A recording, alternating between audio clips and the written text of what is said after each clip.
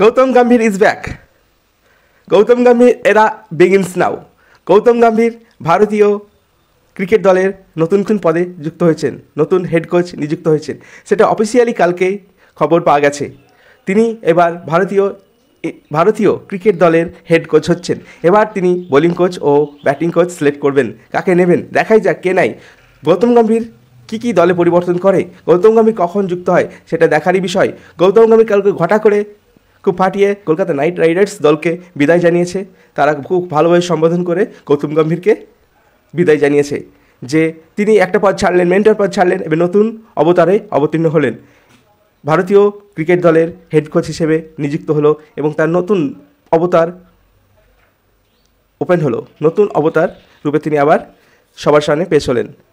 তিনি তার এরাতে, তার যুগে বা তার সময়ে কীভাবে দলকে চেঞ্জ করেন, কীভাবে আধুনিক বা মডার্ন ডে ক্রিকেটের সঙ্গে তাল মিলিয়ে ভারতকে কীভাবে সামনের দিকে এগিয়ে নিয়ে যায় সেটা গৌতম গম্ভীরই জানেন। গৌতম গম্ভীর কীভাবে তিনি দলকে পরিবর্তন করবে, কীভাবে দলকে মানিয়ে নিয়ে চলবে সেটা গৌতম গম্ভীর এবং সময়ই বলে দেবে। গৌতম গম্ভীর কতটা দলের সঙ্গে মিশে যেতে পারেন, দল কতটা আপসেট করে সেটা দেখারই বিষয়।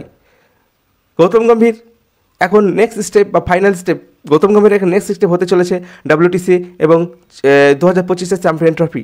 এই দুটো ট্রফি যদি গৌতম গম্ভীরের কোচিং প্যানেলের মাধ্যমে আসে তবে জয়জয়কার হয়ে যাবে ভারতের পক্ষে। অসাধারণ হবে কিছু, অন্য কিছু একটা ঘটবে।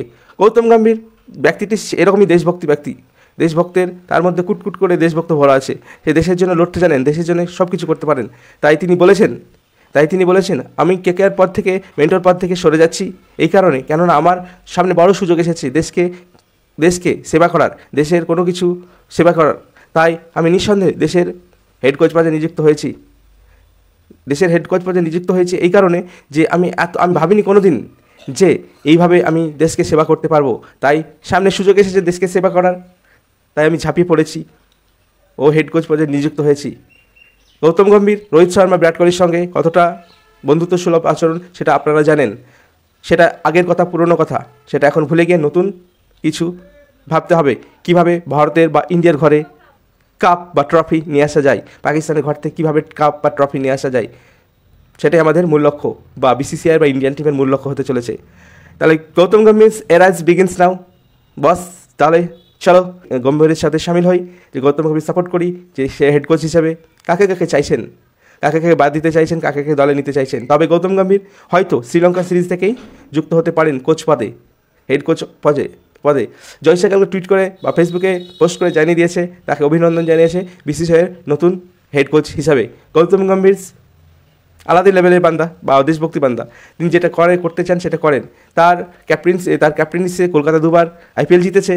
একবার মেন্টর পদ থাকাকালীন কলকাতা দীর্ঘ 11 বছরের খরা কাটিয়েছিল, মেন্টর পদে এসে কলকাতাকে কাপ জিতিয়েছিল।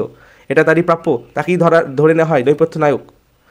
এছাড়াও তাদের কলকাতা ছিল, কিন্তু তিনি 2007, 2011 ওয়ার্ল্ড কাপ কে না ভোলে, কার না মনে আছে যে তিনি তার অসামান্য, অবসরণীয়, অতুলনীয় পারি খেলেছিলেন। তিনি 75 রানের পারি, খুবই সুন্দর একটা পারি ছিল। গৌতম গম্ভীর সবসময় ফাইনালে ভালো খেলেন, সেটা টিমের দ্বারা এবার তিনি করতে পারবেন কিনা দেখার বিষয়। গৌতম গম্ভীর আবারও কংগ্রাচুলেশন আপনাকে, আপনি ভারতীয় দলকে সামনের দিকে এগিয়ে নিয়ে চলুন, এটাই আমাদের আশা। আপনার প্রতি সবসময় প্রার্থনা থাকবে আপনি আপনার দলকে ভালো করে শিখিয়ে, প্রশিক্ষণ দিয়ে আমাদের ঘরে আবার নতুন একটা ট্রফি নিয়ে আসবেন। আমরাও খুশি হব, আপনিও খুশি হবেন। ধন্যবাদ বন্ধুরা সবাইকে।